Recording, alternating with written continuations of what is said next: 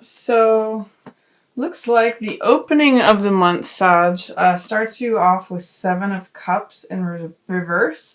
So what it's telling me about that is that there's some range of options before you, and you're not actually seeing them for what they are. In other words, things are not them presenting themselves to you in a upright way.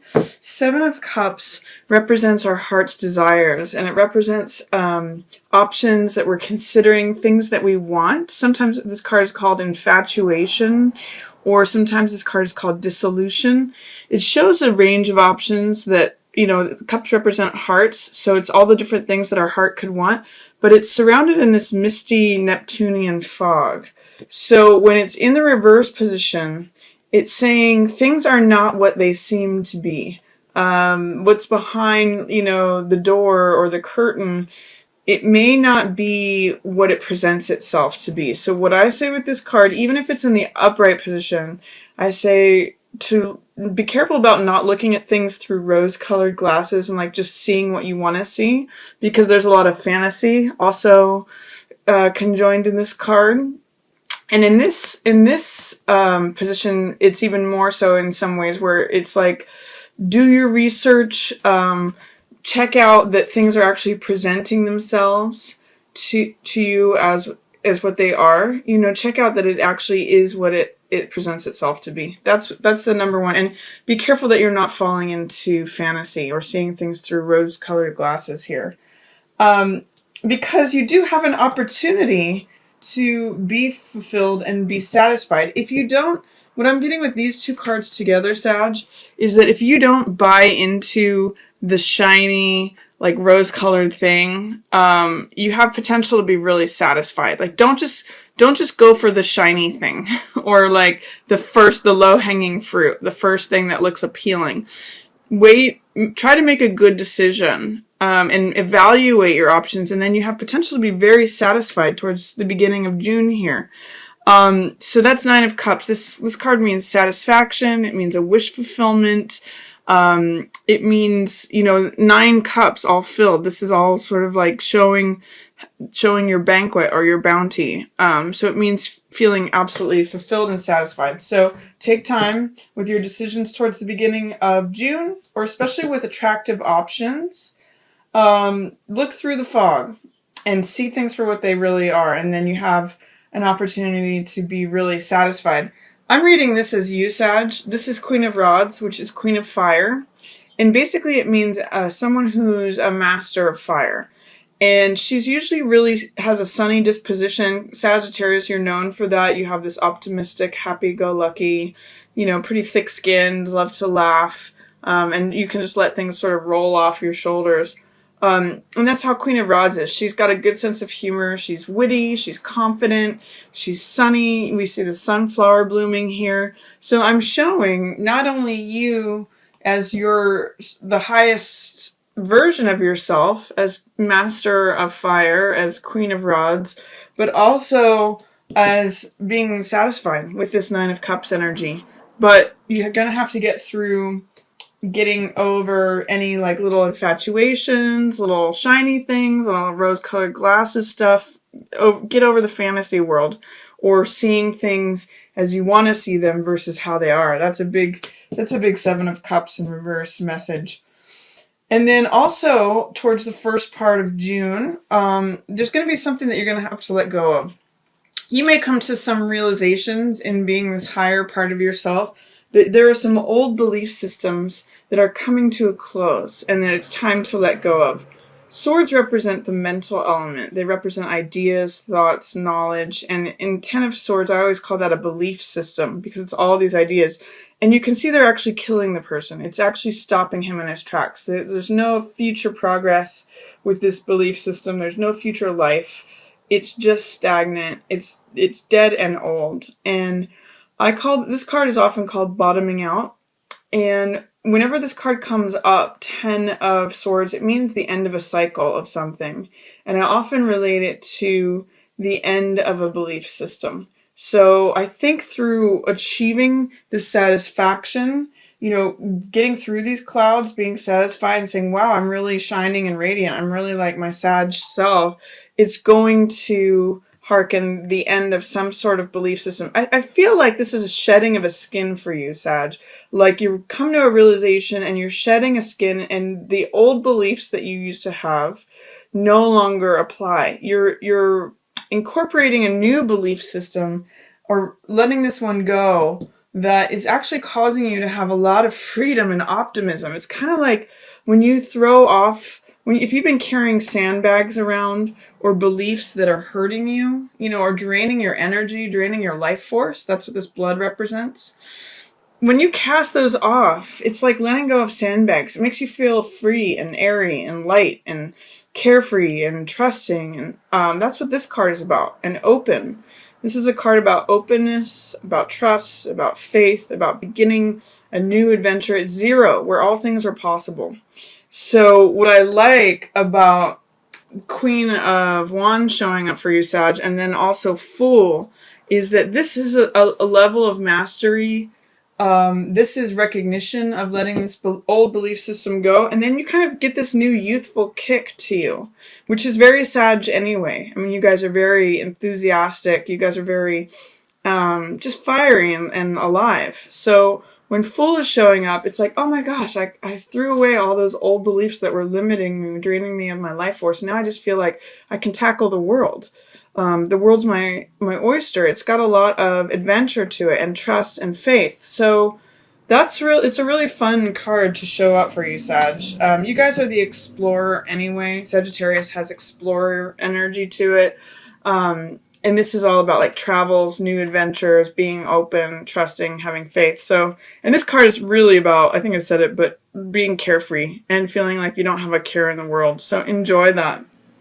And a certain amount of innocence too. That's what all this white, the white rose, the white dog, the white undergarment, that's what all that's about. I'm also going to say, you don't, especially towards the middle of the month, don't worry about like fitting in with tradition. Don't worry about social mores or expectations. Hierophant is all about doing what society tells us to do, falling in line with our roles that are given by society or the church or spirituality, or the structures that we receive within Emperor, which is the card right before this one. Hierophant is about enforcing those rules and having dogma, having he's connected spiritually, but he likes to maintain the status quo and is all about tradition. So with Hierophant in reverse, it's saying, you know what, you get to buck tradition. You know, whatever used to be the way, or what your beliefs were about how you had to operate, you're Fool now. You get to break free of all that. You get to kind of laugh at all that. This is very serious. It's very saying, you know, you have to wear this hat, you have to behave this way, formalities, traditions, manners, etiquette, all that, diplomacy. Fool is just like, hey, I'm just playing. I'm just like a kid again. I'm just laughing and playing and doing whatever I please. So it seems kind of like a fun time for you in the middle of June, Sag. And then I do see there's 2 Wands cards here, which are in reverse, which are fire elements, which is your ruling element here. So now these are 2 very different characters. One is Page of Wands, Page of Fire, which is all about willingness, optimism, willing to try something out. Page considers it. Wands means activity, vitality, action, passion, life force. So with Page here holding it up, normally in the upright position, it means motivation, optimism, willingness, openness. In the reverse position, it's saying there's something that you're fearful or doubtful about attempting. And Page is a novice, so Page is trying something out. So there is a way in which you may have some fear or doubt about becoming a novice at something, trying something out for the first time. It's funny because you're in a place where old traditions aren't working. You get to buck the system. That's not happening for you. But also starting anew with something is a little bit frightening for you. And I get the sense too that you're afraid or have some doubt or fear about whether you're going to survive this. This is 9 of Wands, which is the survivor card.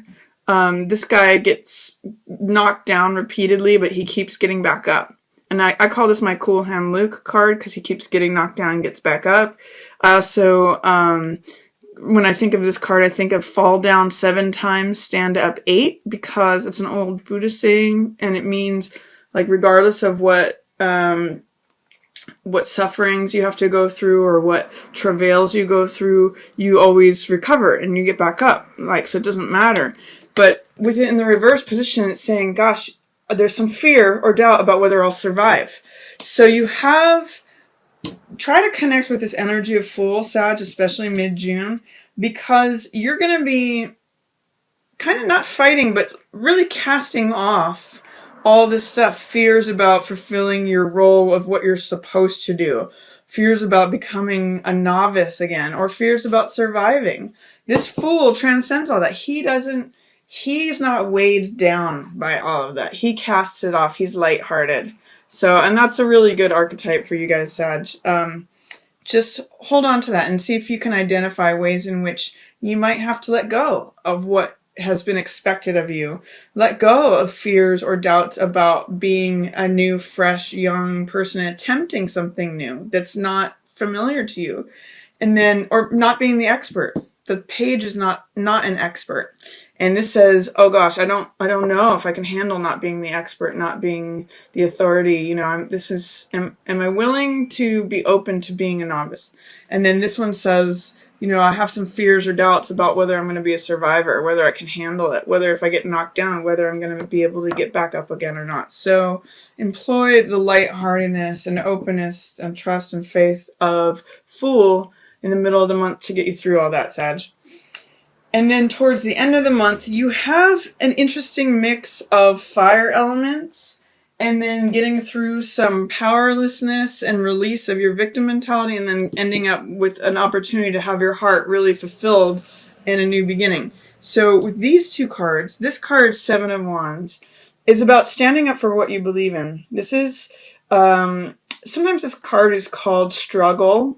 And sometimes I often call this card success despite adversity.